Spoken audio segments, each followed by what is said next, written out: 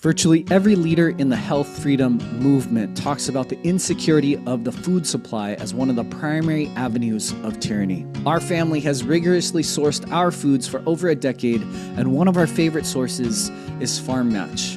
And specifically, if you are in San Diego, Real Food Club PMA. My kids are literally made from their maple breakfast sausage and the amazing carnitas we make from their pasture-raised pork. But from regeneratively raised raw dairy products to the organic potato chips made in regenerative lard or anything you might get at your local farmer's market, our family's overall wellness and the security of our food lies in the hands of Farm Match and Real Food Club.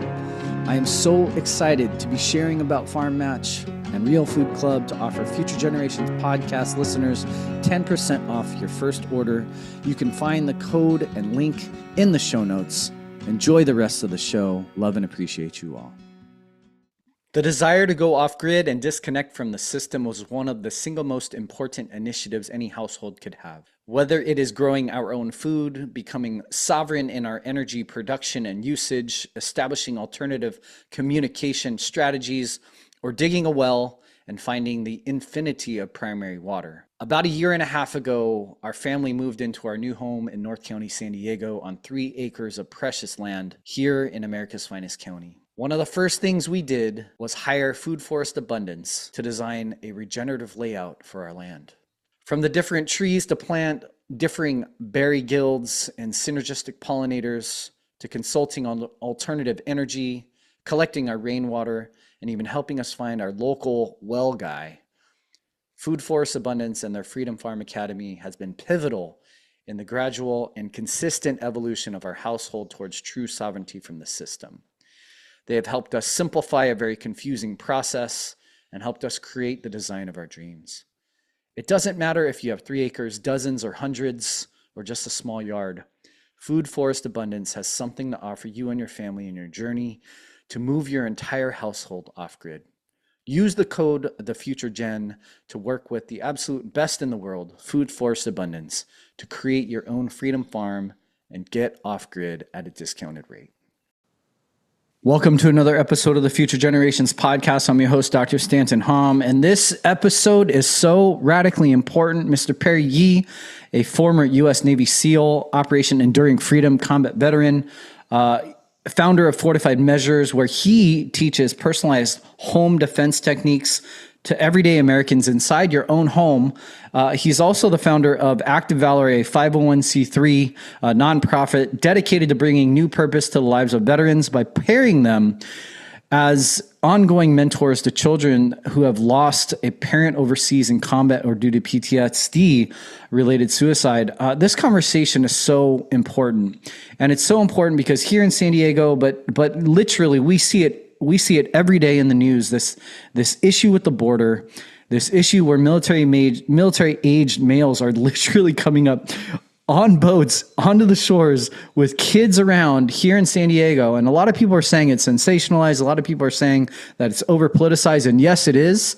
And we know for a fact that there is a version of an invasion going on in this country that has to be reckoned with, because at the same time we are hearing friends and family literally more times in my practice in the last 6 months than I have in the history of my practice, the whole 13 years of practice. Home invasions, especially in well-to-do communities, especially in well-protected homes. And somebody like Perry has not only the expertise in terms of his history, but also a practical way to implement ways to protect your home that he shared in this podcast, but also can train you, personalize how to actually protect your home in ways that largely none of us are prepared for. We've seen an increase in firearm purchasing. We've seen the increase, especially here in San Diego County, CCW, concealed carry weapons essential certificates, and it's actually what he shared was very favorable, but he shared a ton of practical steps that most of you are largely not thinking about in terms of protecting your home, in terms of protecting yourself, in terms of liability with having firearms, in terms of protecting your home, especially having firearms around children. And actually at the same time, he talked about like just the fact that he has a daughter, and at some point he can't wait for the day where he can actually train her on the use of firearms and respecting those firearms. This episode is so important because I know it's either front and center in your mind or it's in the back of your mind as a blind spot. And Perry is one of those experts that I wish he didn't have such an important job today, but he does. And I'm grateful that he does it. We also had a short conversation about active valor, and I can't tell you how that pulls at my heartstrings, just knowing that there's a win-win-win situation in terms of families who've lost their spouses in combat or to PTSD-related issues, and the ability to pair and have a very strong purpose for these mentors and these veterans as they transition out of the military, pairing them with kids so that they can mentor. This conversation is hugely important. It pulls at my heartstrings because at any given moment we have 25 to a third of our practice military. Obviously, I am ex-Army and have had my own issues with PTSD and things like that. And so Perry's a hugely important person in my life and somebody that I highly respect, and I can't wait to bring him into our home so that we can customize the protection of our home too. Love and appreciate you all. Enjoy this episode.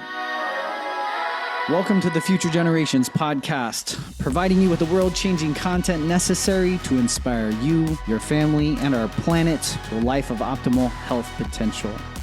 We'll help you make the choices that powerfully influence the lives you bring into this world. It's time to strengthen our resolve, do better now, and for our future generations. I'm your host, Dr. Stanton Hom.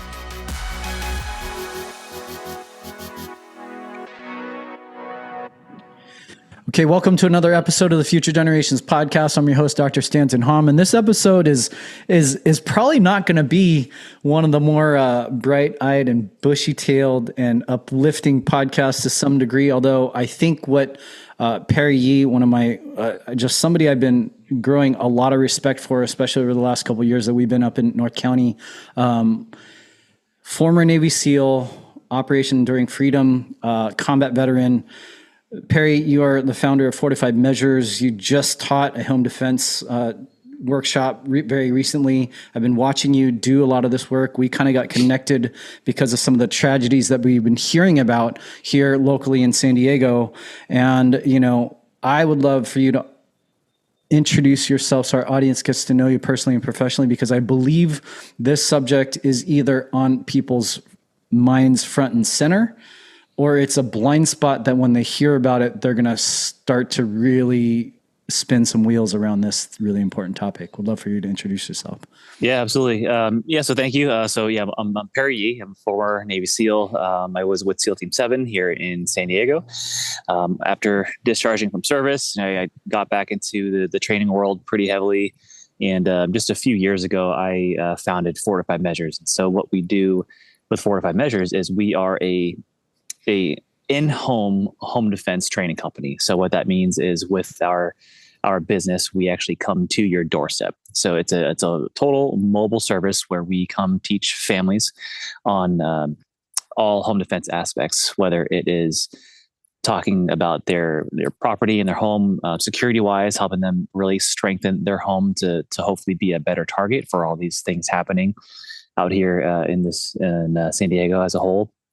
And everything from the physical training aspects of learning how to operate with their firearm within the home, helping the family develop a immediate actions plan that they can take in the case of any type of life-threatening situation, whether it's a home invasion or fire, earthquake, things like that. And so just trying to give people the peace of mind and confidence to know that unfortunately in these situations it is on you to be your own first responder. And so it's good to just, talk to you, kind of share some awareness of what's going on and to give people the knowledge that there's training like this available. So, we serve all of San Diego County. We've actually have also been up to Orange County and LA doing training as well. But like you said, I was just doing a home defense seminar last night I was partnering with USDTA, which if people aren't familiar with them, they handle any type of self-defense or firearms insurance, which is Extremely important. If anyone listening, if you are a firearms owner, you need to have liability insurance. It's just no question about it. And there's a few different companies out there that offer it, but just to be safe and to be covered, especially if you are in any type of self-defense situation, whether you are, found not guilty criminally, you're still going to face civil action as well. I mean, you're going to end up in the courts regardless. So having that protection, I can't stress enough. Having protection is super important. Perry, it's I think it's crazy every day, and I think there's a little bit of there's always some sensationalization and politicization of a lot of this stuff going on, especially here in California. But it's kind of inarguable, like boats just coming up onto the shores and when my daughter was like during COVID, when my daughter was like learning to crawl, like we lived like 7 minutes from La Jolla shores. Really? We're like door to shore. I could be in the water paddling out in 7-8 minutes. And I just can't imagine with my, at that time, 7-month-old daughter learning to crawl and seeing a boat, like just coming to the shore and a bunch of like middle-aged males just getting out, jumping into SUVs. And like, what is happening, dude? Like, this is crazy. Is it all the end times? That's what's happening. It's crazy, man. But I think that goes to show it's like there's no idea where these guys are going. There's no real like understanding exactly like the point A and point B. But what we know is that they're in our country, they're in our neighborhoods, they're everywhere, at this point. And I'm curious if you could just chime in a little bit about that. Yeah, that is a very, very disheartening subject. And I think most outside of San Diego, right, just most Americans alone are waking up to see what's actually happening at our borders. Mm-hmm. And it's unreal. There's I believe 10 to 15,000 people a day coming into our country illegally. And like you said, they're mostly military age males. Rarely do you see women and children. And so there's, in my opinion, there's a very large threat that has unfortunately already entered the country. There's no doubt about that. So I think the thing people need to be most aware of now is not obviously securing the border is a huge issue, but you got to understand that the threat's already here. It's already in our home front, whether it's, they're washing up on shore in San Diego, but from there, where are they going? I mean, they're being dispersed throughout the entire country. So I don't want to be all doom and gloom, but just be aware and pay attention to what's happening throughout this year, especially since it is in an election year. So, I don't want to say, obviously I have no proof of this, but it's my understanding that, there's going to be some very hard times coming this year within our own country. And I think things are going to get even more dangerous than they have been already. But what do people do in a situation like that, where, people are coming to shore on boats and they're hopping out and they're just, running in every direction. And, clearly there's not enough time for authorities to get there. Even if they do get there, what are they going to do?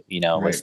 with I don't envy politics. I don't envy the law enforcement position these days and being in that field. But what do you do as citizens? You see everyone there standing around filming. What good does that do other than show people what's happening? And, do citizens need to start standing up for themselves? And it might be an issue of people kind of just need to have this unwritten acknowledgement of, there's a lot of people here. If we can maybe at the minimal detain these people until authorities arrive. That last video, the latest video I saw, I mean, there was the I don't know if it was a police car that was driving up right as they were all hopping out and running away, So, I mean, timing was pretty close, but, is it a matter of people just got to start stepping up and, banding together and trying to do it? It's going to be on us to take back this country. We obviously have seen that we can't rely on our government. And at the end of the day, and you probably have, I mean, I'm sure you have the statistics surrounding this. We're seeing like a major uptick also in home invasions. And I believe, it's kind of hit close to my heart, just because I know there's just been a couple news headlines and a couple stories that have come out. And I was like, oh my gosh, like I know that family and I know that story. And when you know the family and the children and the community and like kind of the circles around those people, like it strikes like really at your heartstrings in a really big way. And it's one thing to just feel bad, but it's another thing to like be able to do something about that. Right. And so get into some of that. Yeah. So I don't know if people are aware. So if for everyone who is listening, there are a few different South American gangs that have come over the border that are doing these very large scale home invasions. And so on a positive note on that is they are mainly targeting homes where people are not present. And so they're very, very organized. They're very skillful at what they do. So they're doing the homework. They are casing neighborhoods, driving in nice vehicles so that they're not standing out. They have the Wi-Fi jammer equipment to get through alarm systems. They're scaling up to second story floors to get into windows on the second floor. They're watching people's schedules. They know people are when they're coming and going. I just saw it on the news about 2 weeks ago up in Orange County. One of these groups, because they're not just in San Diego. I mean, they're stretching all across the state, and so they are up in Orange County. They actually found a ghillie suit that they left behind. No way. I kid you not. They had it. They were showing for those people who don't know what that is, it's, if you ever, seen a military movie when the sniper is all decked out and, the garment that has all the foliage and stuff on it so they can blend in their surroundings. Yeah. They found ghillie suits out in, the hillside, and they're watching homes from the hillside there. And it's unbelievable. So they're very crafty, and they have a getaway driver as well. So they're always prepared. But the thing about that is, if it kind of doesn't matter how hardened your home is, they're finding ways. They're finding ways around all of the different measures that people are taking. And sometimes, it doesn't even matter what type of security system you have. They're busting through windows. They know where they're taking all of the expensive things. They know, as far as like jewelry goes, they know what's expensive, what's not. They're taking firearms. They're actually, I don't know if you saw the videos, they're taking people's wall safes. So they're literally ripping out wall safes in people's homes, tossing them down the stairs. And, but the scary part about that is there have been instances where people have been home during these burglaries, and whether it was they were just unaware that people were home or they just didn't care, I don't know. But the scary part is, if you do happen to be in one of these situations, you are going to be facing multiple threats at once. It's not one person coming in your house; it's three or four people. I don't know if they are armed or not.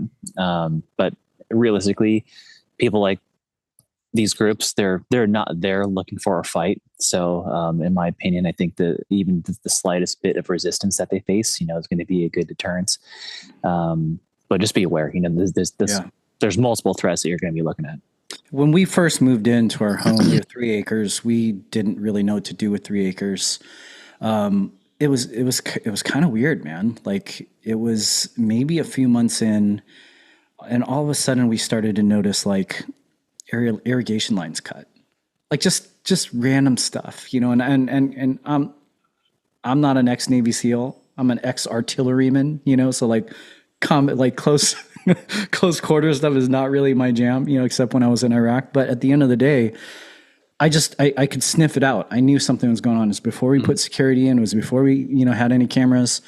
We immediately, started to install all that stuff as soon as I knew that something was compromised. And then, we feel pretty safe now. We bought more firearms in the last 2 years than we have like in the previous, 10 years of our marriage. And it's crazy, right? Because you can feel prepared, and then we're down at our little play area the other day, and my wife's like, "Hey, what's that?" It's like it was a little red. I was like, "Oh, it's probably some flowers, or like maybe it's some mushrooms growing on some logs or something." She's like, "No, that looks a little weird." I walk down, and it's a dress. And Really? it's like our home goes like down into like this valley that's Yeah. largely uninhabited. Like we have seen maybe two people down there at large, like we haven't seen a ton of people at all. And then I walk down there, it's right at the edge of our property. The person who had to get up here, had to scale like a pretty Right. significant Right. hill. And it's like, well, what the hell are they there for? They're not just taking a hike, with two ratty dresses, like they're it's probably somebody who's, potentially homeless, potentially dangerous, who knows? But she's like, "Do you think an animal brought it?" I'm like, no, an animal did not bring it up. Do you think the wind blew it up? Like, no, like there's no possible those way. cross-dressing bears, man, you got to watch out for those. Dude, so at the end, it's just like, okay, it's not a surprise that I'm talking to Perry, today. That was yesterday. And at the end of the day, it's like, okay, what do we do? What do you then do at that point to recognize, one, societally, we're seeing it, right? We're seeing it election year, all the pomp and circumstance that happens, all the craziness that surfaces.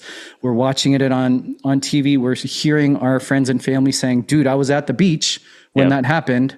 And then we're hearing that some of our friends and family are experiencing these invasions.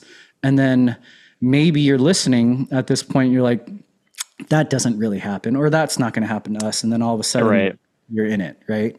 Yeah. And that's that mentality of it'll never happen to me, unfortunately, might have been relatively true at one point in time, but not today. We were just talking before, there's really no safe area in San Diego anymore. There's no completely safe neighborhood.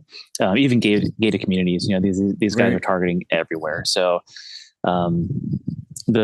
the most you can do is try to fortify your house the best as you can, and in hopes to be a hard target. Because again, these if they have a little bit of deterrence, it might be enough for them to pass on to the house next to you. It's like, sorry, neighbor, but I'm going to do what I can to make sure that my home is as completely safe, defendable, barricaded as it possibly can be, without having there's that fine line of being safe and aware and being paranoid. So obviously you don't want to cross over that line and have it be all you think of all day, but it should be in the back of your mind of at least knowing that your home is well protected. And so, there's only so much we can do. And unfortunately, if these people want to get in that badly, they'll find a way. Yeah. And it might be, just literally busting through your windows if they have to. But it's likely, I think if you put on any uniform, there's always stuff in the back of your mind that starts to eat at you the less prepared you are. Yeah. And the more prepared you are, it's not that you lose sight of it, you stay aware. You get the gift of awareness. You get the gift of situational awareness versus being like freaking out all the time because you're just that vulnerable, right? So what would you say are some things that people could obviously bring you guys in? Because I think the uniqueness of a home, right? There's principles around protecting a home, but there's a uniqueness of every home that has unique vulnerabilities that are specifics. But what are some things that you would suggest that people could do like immediately? Yeah. So immediate actions, if you're talking about just the hardening of the home, my favorite one, get a dog. I think having a dog is depending on the breed, right? Not all breeds are going to be good guard dogs. But we're not talking about having to have a $50,000 home protection dog. You can have a little 2-pound Chihuahua that is going to be very verbal, very vocal, and it's going to make a lot of noise when people come to the door. So that's step one. Maybe you can't have a dog in the house. You can have a "Be aware of dog" sign you can put in the yard or on your door, or on your fence. You can do something as little as putting a dog bowl on your front doorstep with some toys and give the illusion that you have one. Next, you can do security cameras. I mean, cameras are going to be great. Make sure that they are very visible, right? You don't want to have the hidden camera in the birdhouse because that's going to do you no good. You want people to visibly see that they're being watched and recorded. There's things you can put on your windows as far as protective films that help from having glass shatter. So if cool. You break the window, it'll spider, but it kind of keeps everything intact. There's a company called Sabre that makes a lot of good personal and home security devices as far as very cheap and inexpensive alarm systems you can get for your windows, whether it's, I should have brought some out here, but they have little window alarms you can put on the glass. It's with adhesive. On the backside, it actually has a warning sign, so the people from the outside can see that it's a security device, but it picks up vibrations on the window, and it has a distinction between a very heavy windy day and someone actually trying to physically get into your window. There's window sensors you can get for windows that slide open and close that are very easy to install. You just put little sticky adhesives on the window and then on the wall. And then when they separate, so when you open the window, when they separate, the alarm will sound. Wow. And these are all things you can turn off as well. So if you're home in the day, right, you want to get a nice breeze going, you just turn off the alarm and open the window. There's little alarm door jams you can get that literally stick under your door. So whenever the door gets open, and these are good for if you're traveling too, if you're going to hotels or Airbnbs and stuff like that, all of these things are TSA approved as well.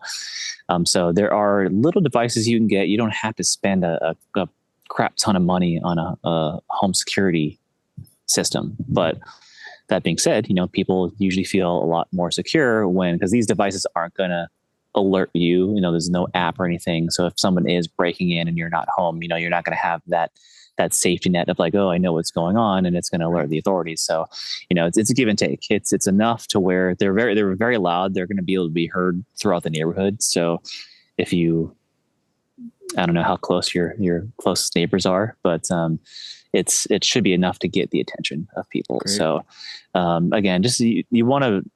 A lot of these things are also a crime of opportunity. So if you can just be a very hard place to get into, maybe that's enough for them to pass on. In landscape as well, if you have windows that are big enough for people to get through, what does it look like on the outside? Are you able to have a nice thorny bush in front of the window to where it's going to make it harder for them to gain access to the window, or enough to where they need to make a lot of noise, right? You want your home to be secure enough to where if they want to get in, they physically have to break their way in. Yeah. And then if you are home in that matter, then at least it might give you a couple seconds to, get your bearings and kind of get a sense of what's going on, whether that's retreating to a defendable room with a firearm while you're on the phone with the authorities. So yeah, I mean, that's immediate. That's, some simple things people can do. Like you said, every house is different. Every family is going to be different. And so, I think that's why we take that approach is, we want to be able to have a very specific checklist for people to have and just be comfortable. There's many different home defense courses you can take throughout the county at different gun ranges and things like that. But again, it's not your home. Right. I want to learn how to maneuver in my house. If I have to clear rooms, I with all my clients, I don't suggest you ever having to penetrate past your defendable area. Unless you have to. So if you're able to, if the door gets kicked in at night and you're able to grab your firearm and set up in a good defensible position and just stay put, maybe your spouse is on the phone, or if you're home alone, right, you're on the phone while you're just watching maybe down the long hallway or the top of the staircase. That's going to be your best option. But that might not be the case if you have children that live down the hall, or maybe they live their room is on a different floor, and now you have a threat between you and a loved one. So that's the only case where you should really be, moving past whatever your defendable position is. But knowing how to do that properly it's paramount. Because there's again, you're going to be facing multiple threats more than likely.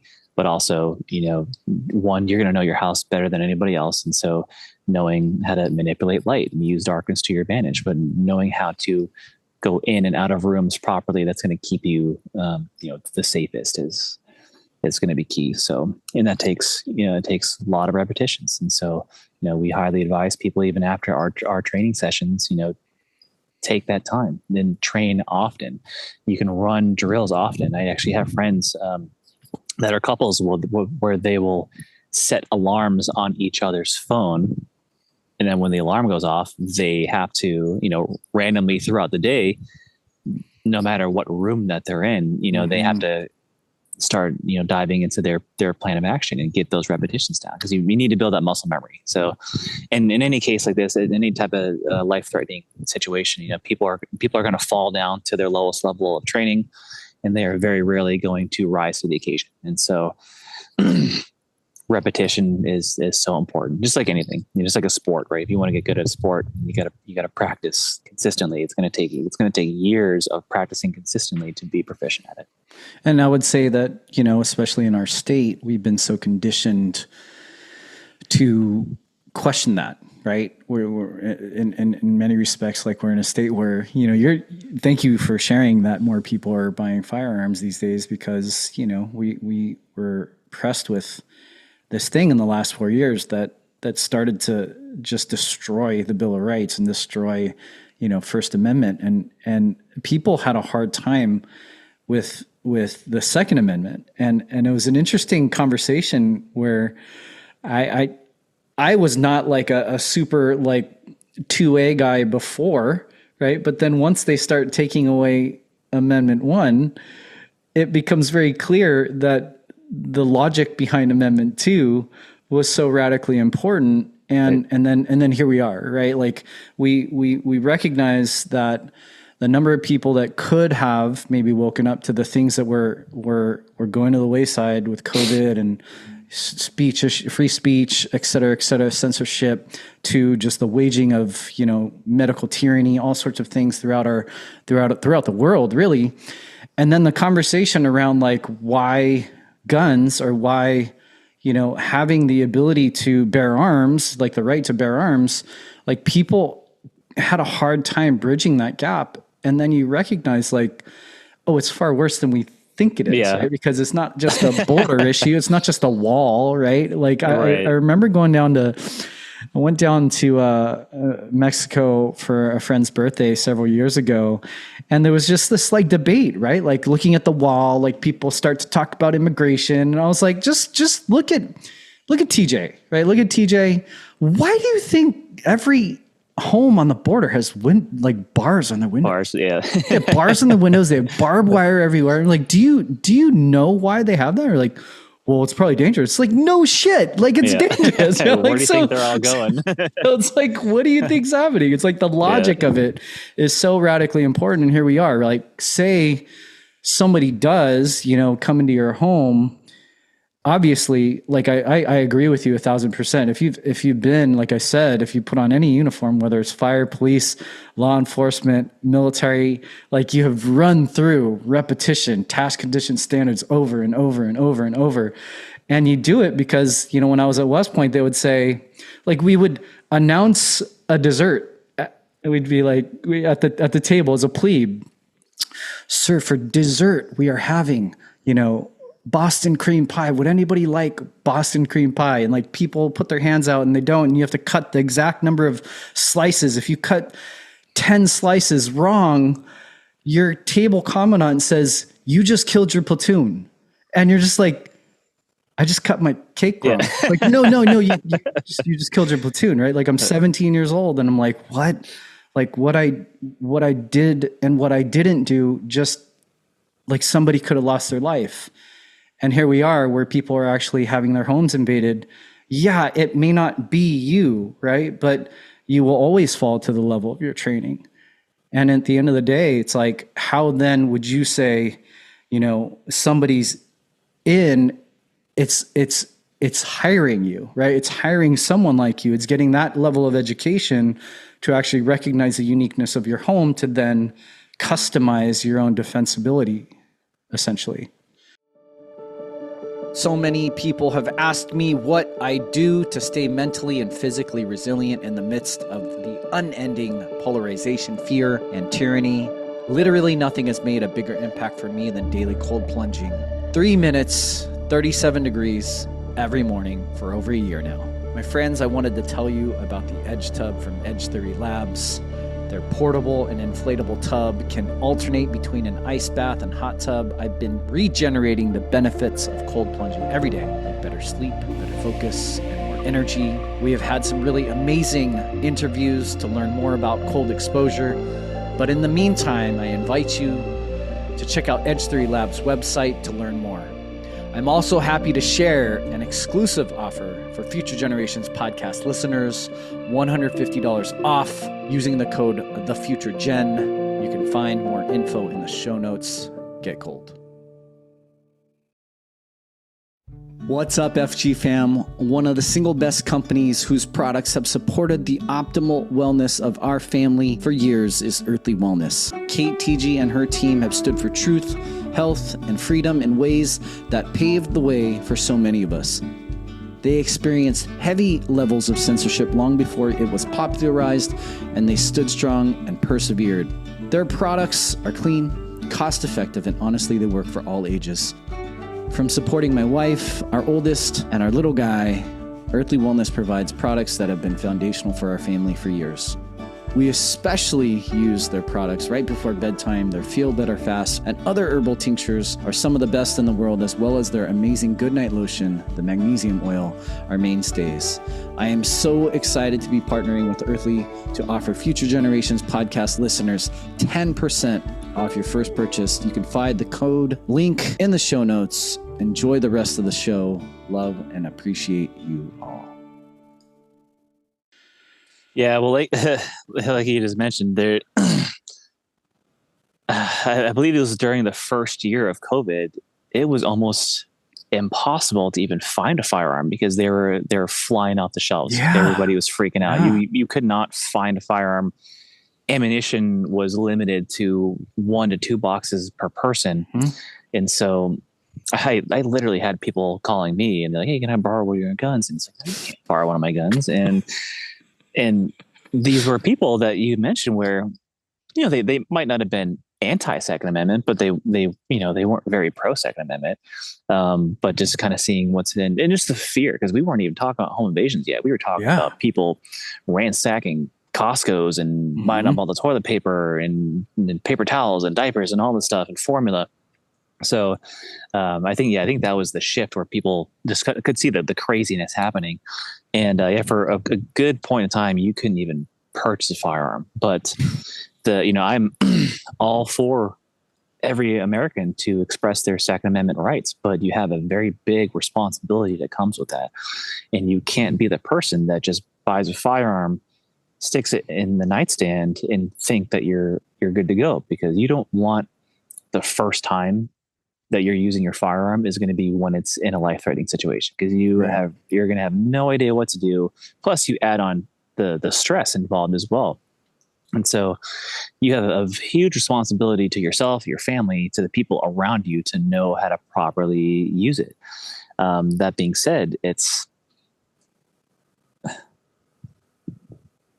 there's people as well, as far as the CCW, so the carry permits have skyrocketed over the past few years, which is phenomenal. There, about 5 years ago, in the whole county of San Diego, there was less than 1,500 issued carry permits, and there's tens of thousands now. And so a lot of people are applying because it's actually very easy to get it in San Diego County now.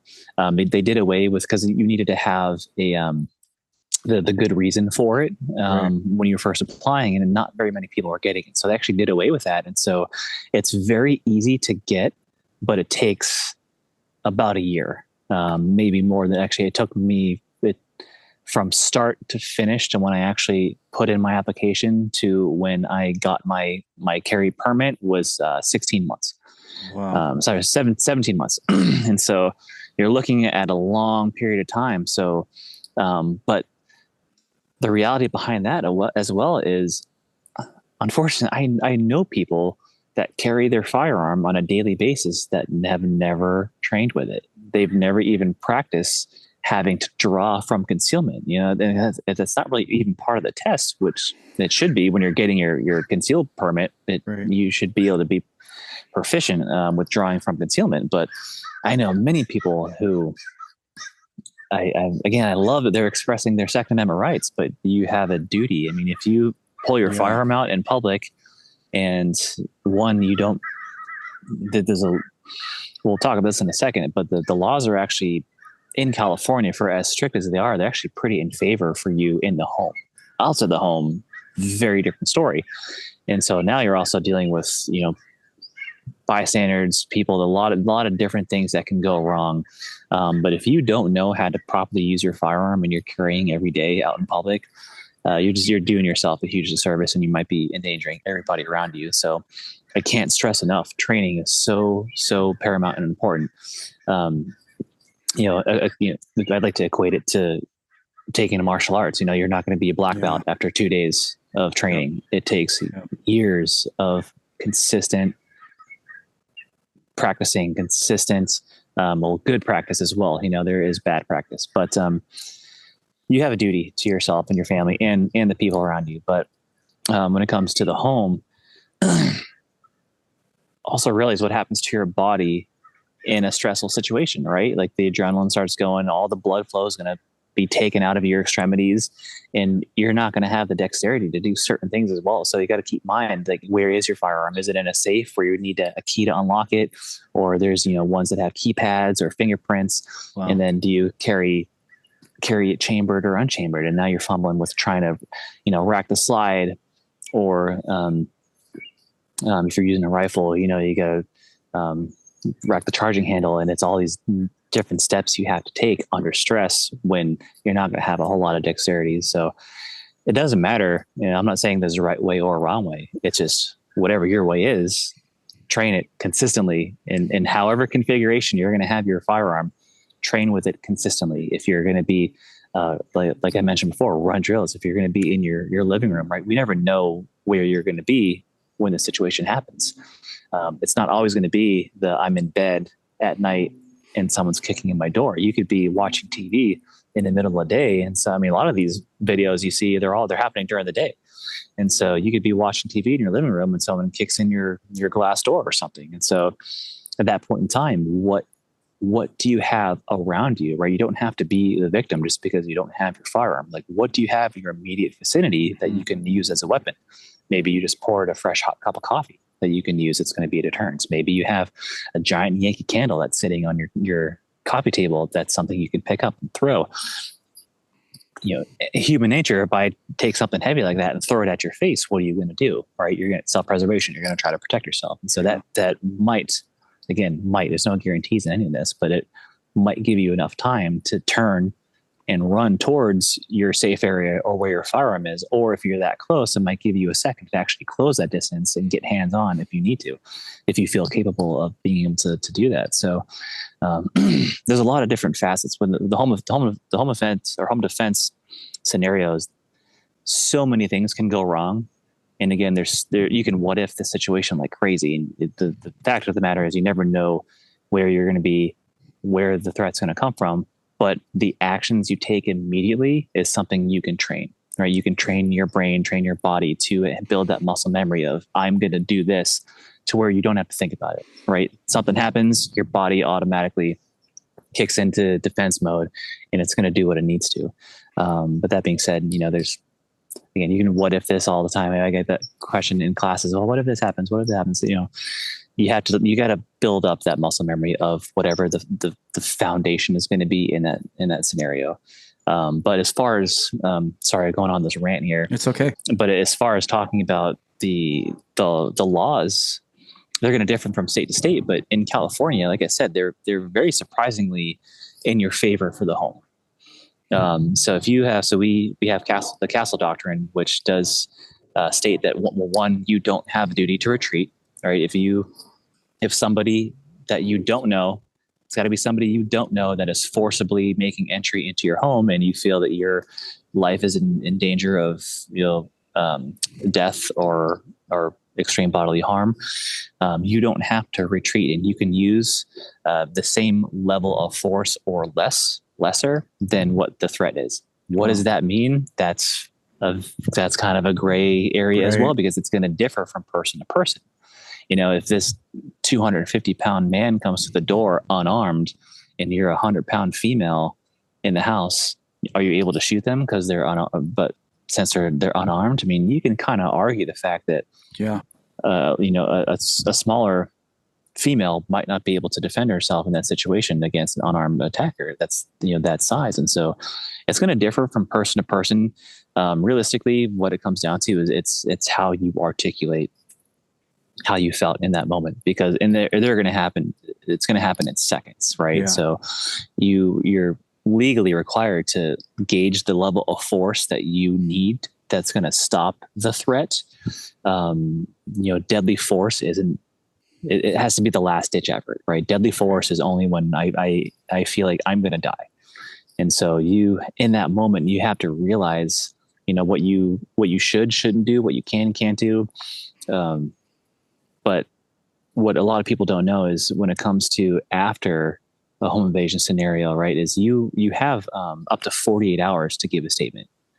And so obviously when it happens, you call the authorities, right? You call the police and call your attorney, which is a big one. Again, we talked earlier about having that, the insurance, calling your attorney. I know specifically with USCCA, they have a 24/7, 365 That's awesome. Call center. So, and they have attorneys all around the country. So there's actually been cases. Actually, I was just out to lunch this Monday with one of their attorneys, and is getting some really good feedback on the stuff. But there's been times when the attorneys actually were there on scene before law enforcement was. Wow. Which is, if possible, that's the best case scenario, because you want your lawyer to do all the talking. I think what happens is, in a situation like that, people want to overshare with the police because they want to give every detail possible. They want to justify their actions as much as possible to make sure that they aren't out to look like the bad guy. The downside of that is, for people that haven't been in any type of gunfight or high stress situation like that, there's tons of things that happen to the body, right? You have auditory exclusion, right? You aren't going to may or may not hear certain things that happen. There's been studies show, especially with law enforcement, where they've been in shootings and they literally didn't hear their firearm going off as they were shooting.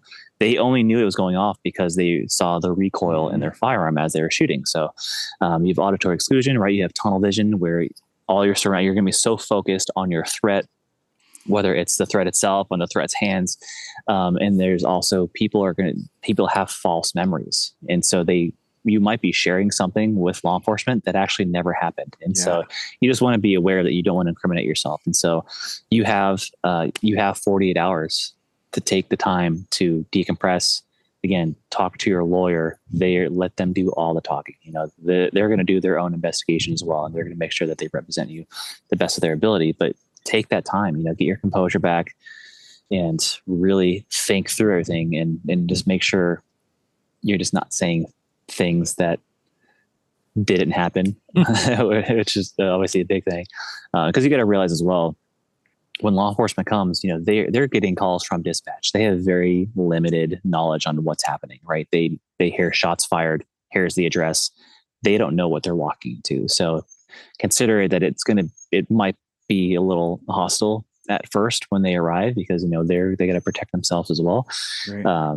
But it's a nightmare, and also you're probably gonna go to jail that night. Just realistically, there's a good likelihood that unless if your attorney is able to get there beforehand and maybe it's very clear, cut and dry that you aren't the aggressor in this thing.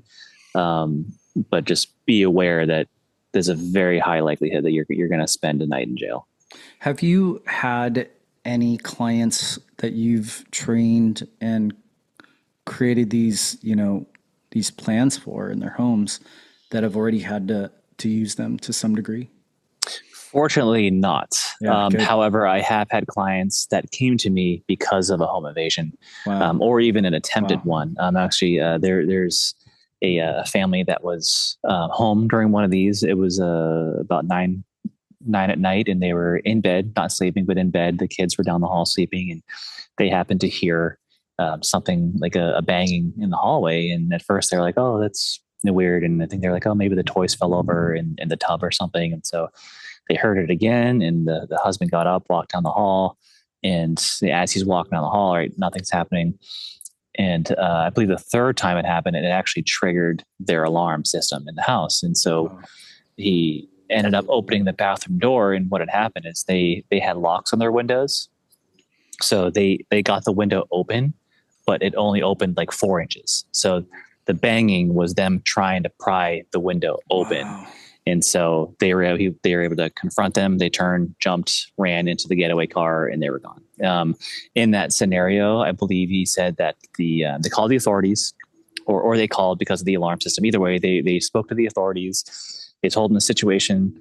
Since there was actually no break-in, they didn't show up until the next day. And then when they showed up the next day, it wasn't even an officer. It was like a liaison for the agency and stuff. So also realize that San Diego County right now as a whole, the average response time for a priority 1 call, which is where there's life endangerment, is 38 minutes right now. Wow. So, but regardless, even if it was 2 minutes, 2 minutes it's too long for the situation is already happening, right? They're not there to prevent it. They're there to clean up the aftermath. I mean, if we're being honest. What would you say? I appreciate what you've shared so far, practical steps. People are already kind of getting their wheels spinning. Maybe they've already had some vulnerabilities. They've recognized that. What would you say are some really key next steps that they could take, given everything that you've shared so far? Well, I think easy next steps is like we talked about before, kind of looking at your home as a whole and recognizing as much as you can, where there's weaknesses in the house. Maybe your doors might need some extra locks on them or some harder locks, deadbolts, things like that. There's the camera systems, but I can't again stress enough is training. You have to train, and that's I'm not saying you got to hire me, like train everywhere and anywhere, right? Get as much knowledge as you can from as many different instructors as you can. Take what's going to be relatable to you or what you respond well to, or who you respond well to as well. Get as much knowledge as you can and put it in action. There's tons of different. So when I'm training with clients, since it's in their home, right? There's no live ammunition training. All of the training tools we use are all 100% safe. They are laser and gas powered pistols and rifles. And so you get the full functionality. They operate exactly like a real firearm, but now you're dealing with interactive targets that are all digital. So you're shooting targets that are going to give you immediate feedback, the fun lights and sounds and all that stuff. So know that you're hitting your target. So one, it makes it a little more entertaining, but you still get the value of building, that muscle memory. And then you can work up to doing live fire stuff. So even for novice shooters, I don't just do home defense stuff.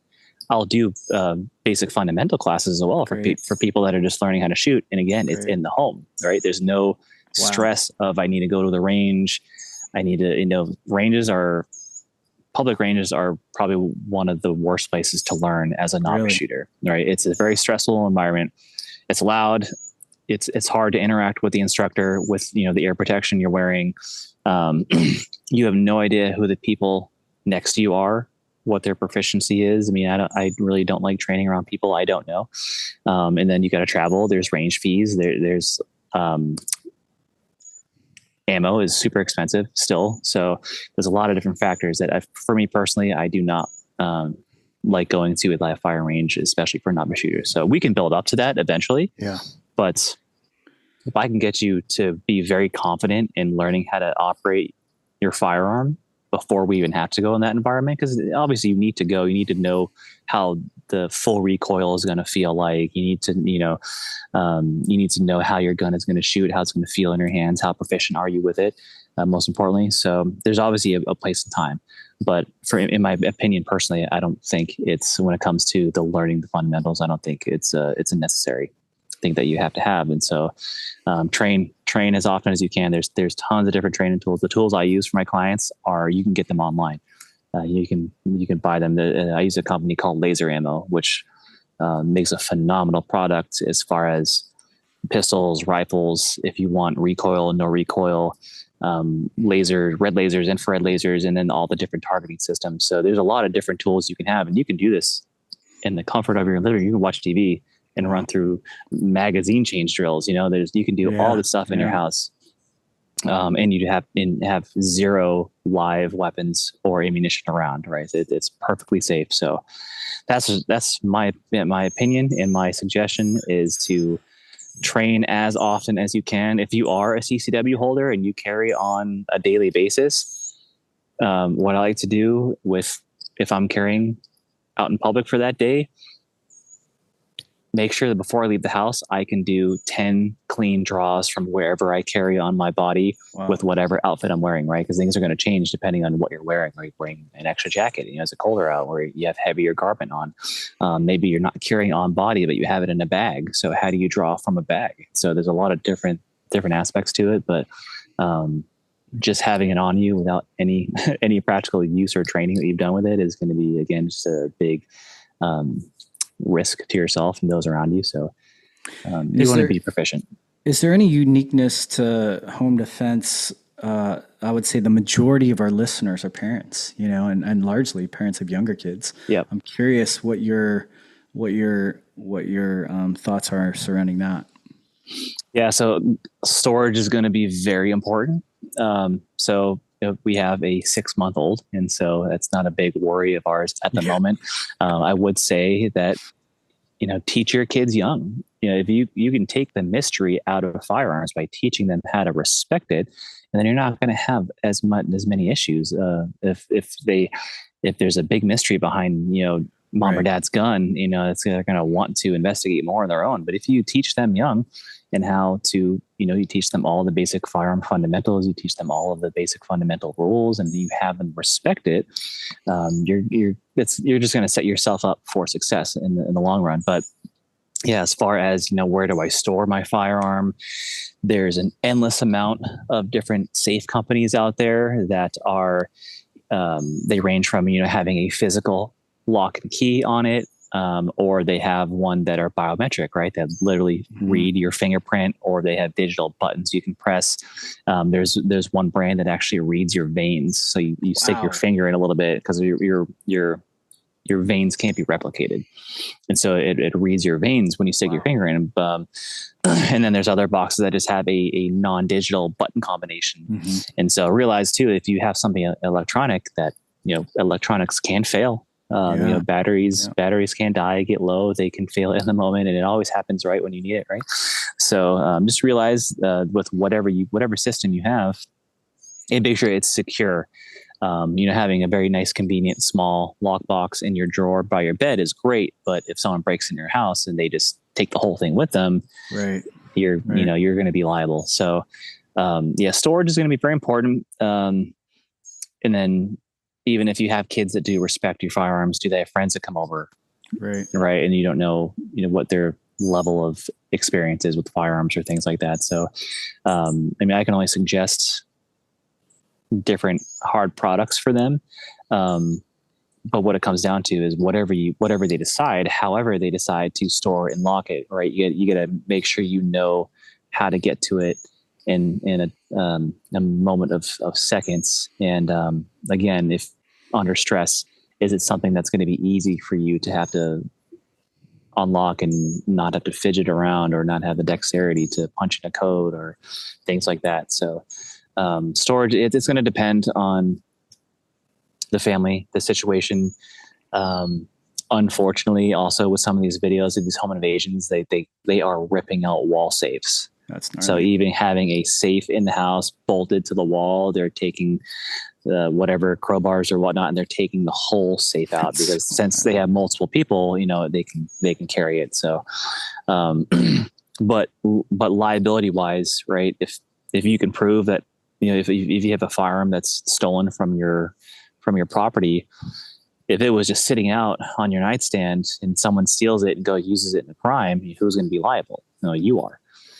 If you can prove that they broke into your safe or stole your safe, you're going to have a better chance liability to make sure that doesn't fall on you. But there's endless amounts of safes out there.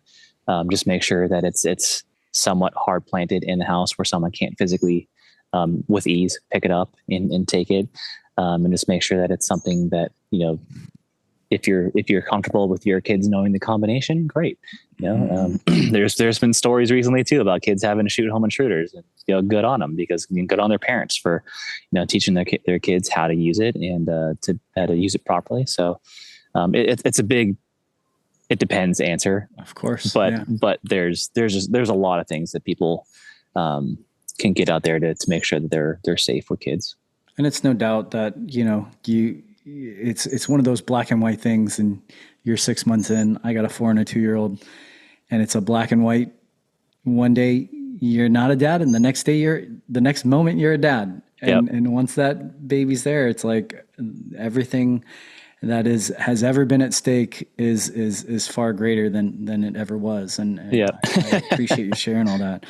I can't wait till the second she can pick up a handgun. We're gonna be training. Believe me, we're gonna be having some fun times around the house. It's gonna be a multi-generational Fortified Measures training program where she's training all the kids. I'm curious. I'd be remiss if we didn't talk about active valor.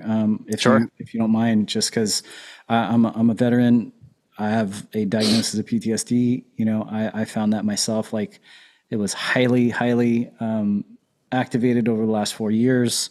And so people who are kind of navigating veteran support in any capacity, I have a huge heart for that. And so I'd love for you to share a little bit about it. Yeah. And I think it's good to shift gears, right? We get all the doom and gloom out of the way and then kind of end on a high note. But Active Valor. So Active Valor. It's my nonprofit that myself and my wife run. And that's our baby. We actually started it back in 2016. That's awesome. And so what we do, we're here in San Diego as well, where we take transitioning veterans that are getting out of the service and or have been out of the service for years, and we pair them as ongoing mentors to a child that has lost a parent either overseas in combat or to PTSD related suicide while serving on active duty, which are referred to as Gold Star families. So if you guys have heard the term Gold Star families, it's a family that has lost a loved one due to their time in service. So we host a series of very elaborate themed outdoor adventures throughout the year that are called Valor Adventures. And it's a way for our veteran community to be able to, one, find that greater purpose again, right? They're doing something that's they're able to utilize their skills that they took from the military. They get to pass that down to these kids that don't have it in their home anymore with their military parent deceased. And so it's a very healing opportunity for these vets to be able to pass down their knowledge, their experiences, and to know that they're really they're there to help a child of a fallen brother or sister, and whether they knew them or not in service, it's a really big honor in my opinion. I'm not one of the mentors, of course, because we have to run the whole thing, but we get a lot of great experience and feedback from our guys that are with our program. And but on top of that, so you have the relationships between the vets and the kids, but on top of that is we have all of the widows with the program as well, that now they have their community as well. And so during the events, you have the kids and the veterans doing whatever their mission for the day is. It's something fun. It's something interactive where they can learn a good skill, but just enjoy their time being with their mentor, being with other Gold Star kids, and just we don't focus on the grief portion at all. It's just they're there to have a good time, to build new fun memories.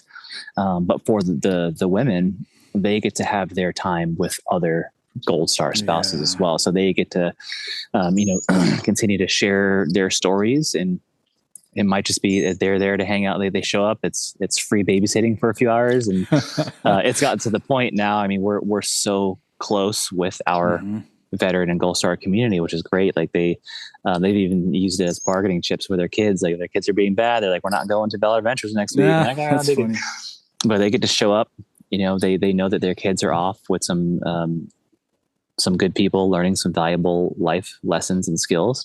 And they have time to just be with one another, and they get to hang out. They get to share stories. They get to just relax, right? Because most of them are still wearing all of the hats in the house. And so we actually didn't plan on how like healing it was going to be for the parents. We were so focused on the veteran kid relationship. And after our first event, years and years ago, we're like, wow, this is such a really cool and unique experience for them as well. So now we make sure that every event that we have, there's also a dedicated space activity for all of the moms that are there. And the last event we had, we rented out the golf course out in Rancho Bernardo, and the kids and vets were riding around on the golf carts, and we set up mini games in all the different holes. So they're just driving around the course, doing all these different activities on the holes, while we gave all the moms like a spa package. So they're at the pool, they're getting massages and all this stuff. So we really want to make them feel loved and valued, and just let them take a load off. And they're so busy all the time with their kids, activity to school, extra activities. We've had, since we've been doing it so long, we've had kids that have graduated high school, gone off to college. Like we've been able to see them grow and actually be a part of their lives. And, we've gone to their high school graduations and things like that. We had just, in December, one of our mentors got married, and he had his little mentee in his wedding party. That's so cool, that's the type of stuff that we really just live for. And so, in a nutshell, that's Active Valor. We're planning our next big event is on Father's Day weekend. Wow. And we're renting out one of the high school football fields here locally in San Marcos, and hosting a big event on the football field. So it's just a good day. It's a good day where everyone can just get away from the world and what's going on, and it's just a very positive day for everybody. And there's that high that kind of lasts a few days afterwards, which is pretty cool. And then it's just back to the drawing board of figuring out what we're going to do next. And we actually have our golf tournament in September that we're planning for as well. And so there's a lot of things to do, especially since my wife works a full-time job, and then we have Active Valor that she kind of basically works full-time with on that as well. And then we have Fortified Measures, then we have a baby. And so it's a lot to manage, but it keeps us busy, and it keeps our souls filled. So that's all we can really ask for. What are some of the experiences for the veterans? As far as like working with the kids, or just being a mentor? And so most of our vets are dads themselves, and so it's no different from their children. But I think what's nice about it is, one, it's not your kid, right? So I think the relationship is a little bit different, where you can hear some of the kids, like to share their stories of their family and their fallen parent, and some don't. But I think the overall experience, at least from what we can physically see throughout the day, is they're very well aware of why the kids are there, and they're not there to treat them like fragile little eggs. Yeah. They're not there also to fill dad's shoes, right? They're there to just be that role model, to be that friend, someone that they can talk to, that adult figure that's not your parent, that you can, we've all had them, whether it was teachers, coaches, or whatnot. But they're there to just mainly, I think, be an open ear, and to just be a good example. And that's all we ask, just be, to share as much knowledge as you can, and but just let them feel heard, and most of our events are very strategic in what they're doing for the activity. So we try to add like a fun tactical element or a competitive element as well. And so they really just get that bonding time. Like, all right, we're going to be this unit and we're going to have a lot of fun trying to, beat these other teams and whatnot. But as a whole, it just to seeing the vets interact with one another as well. So we try to give them time before all the families show up where they can have their vet time. They can bond, they can hang out with one another, they can share stories, they can get all the, all their bad words out before kids show up and stuff, and all the things vets do. No, they're all super awesome people, and we're super blessed and humbled to have them as part of the family. But we do want to make sure that they have their time as well, where they can decompress. And so we'll actually put on some veteran events outside of our normal activities where they can just be there and hang out and talk, probably have, a good meal and a fun thing to do and just hang out. And, it's very important to just have that time. And it's good for me to see too. Like I'm not always able to participate, obviously, because me and my wife are very busy doing all the facilitating, but it's very soothing just to watch the interactions happening with people. So no, that's really important. It's important for me and my, my mental health as well. And getting to know that I'm doing some type of good, as much as I can. And, hopefully being a positive member of the community. But it's good for me. Selfishly it's good for me. I mean, across the board, right? Across the board, it's a win-win-win, and at every level there's a deep, wound, and at every level there's a deep need, but then there's also a deep sense of humanity, like a rehumanization and a revitalization of real relationships. It's if there's something that people ask me all the time, do you miss the military? I'm like, not a lot of it, not a lot of it, but I miss people. I miss people. I miss the camaraderie. I miss the loyalty. I miss the devotion, and I would tell some of my friends, who are having a hard time, or even the guys that come into my practice, I would say a good quarter of our practice is, somehow related to the military if they're not actually active duty. Or, there's a lot of first responders. And I usually say something to the effect of it's, there's a small subset of society that puts on a uniform, and when the shit hits the fan, that there's some people that run away, and then there's some people that walk toward.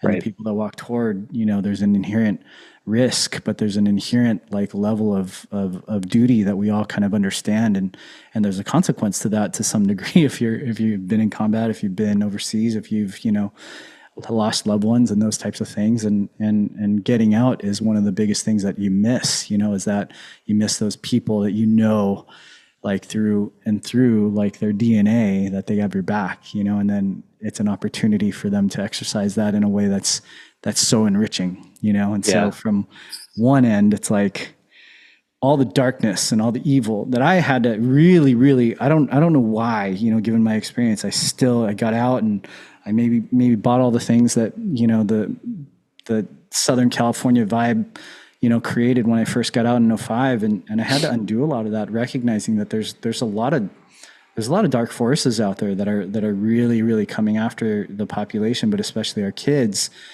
And at the end of the day, it's recognizing how to, build in that level of insurance and assurance in your abilities to take care of your family, to take care of your kids and reconcile all of those. But then on the opposite end, you bring this thing that is so enriching and so nourishing for community that I believe is a really powerful balance, man. And I really appreciate how you shared that with us, because at the end of the day, the threat in multiple forms is real. And at the other end of the day, it's okay, we have an opportunity to step into our level of service greater than we ever have before. And I think you're exemplifying that in ways that, I wish for all of us today, especially dads, right? Yeah, I appreciate that. I mean, becoming a dad has definitely been a very big, enlightening game changer for me, and just the way I have to operate on a daily basis now, and the level of protection that I need to make sure that I have for her, but just the interactions as well. I mean, I look at a lot of families out these days, and there's no you go out to eat, right? And you have the booth next to you. There's no one's communicating. All the kids are on devices, and it's just it's very disheartening. And I just want to make sure that I can provide a very welcoming and loving and caring home for her. And I just my wife and I we're very, very good partners in everything that we do. I mean, with Active Valor, she helps me a lot with Fortified Measures on because she has the whole digital background. So like with she's doing my website and this. And actually, we were just awesome, man. Up till 1 a.m. the other night dealing with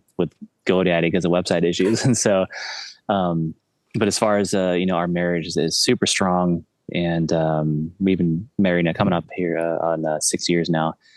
But I have a very good partner, and I'm very privileged to have her to do this with. And so, I mean, she definitely makes the whole parenting thing not as scary as as I mentally thought it was going to be before we started this journey. But I just hope I can do the best I can, and look to good examples like you guys as well, and we hope that we can reflect that as well, and then to be as the best examples of we can be, and hopefully we continue to ask the Lord to guide us. And he's always been there with us within our marriage, and now he's been blessing us like crazy with the baby and with our endeavors and businesses as well. So I couldn't be more grateful.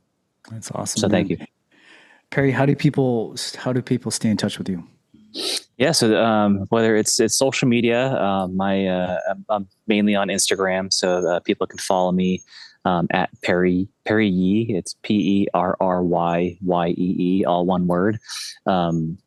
For the home defense, it's Fortified _Measures, and then Active Valor, all one word, for the nonprofit awesome. As well. And then there's fortifiedmeasures.com. You can check out all the different courses that we provide, and get a little more information about what we do and what we provide for you guys. And then activevalor.com if people want to become a part of the mission. There's many ways. If it's volunteering, if it's monetary, we welcome anything that we can get. So awesome. I appreciate it.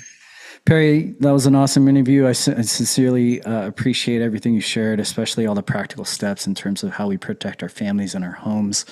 And then also just the opportunity, right, to see how we can contribute to an amazing nonprofit that's doing good work in all aspects. And all those links for all you listeners are going to be included in the show notes. Please check those out in every capacity, whether it's training in your household, or so important, or if it's just being a part of the Active Valor mission. I think in any way it's going to be something that's good for it's going to be good for your soul, and it's going to be good for our communities. I appreciate you, man. I appreciate that. Well, thank you for having me on, and thank you for everybody listening, and hopefully you got some type of valuable information out of it.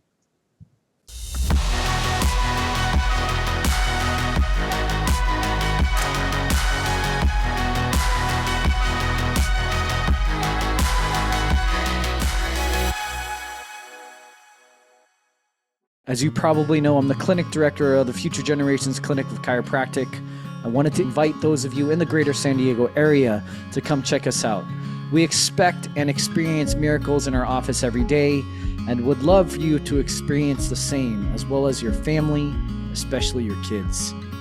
This month, we're offering our new patient package for just $67 for podcast listeners. The offer retails at $349 and includes an in-depth consultation where our patients literally tell us we know more about their family's health in the first 15 minutes than virtually every doctor on their healthcare team combined.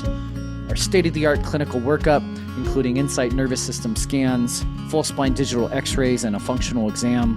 We also include a full report of your results, a customized plan to realize your greatest health potential, as well as your first adjustment in our office. Check out the link in the show notes for all the details and claim the offer. Love and appreciate you all.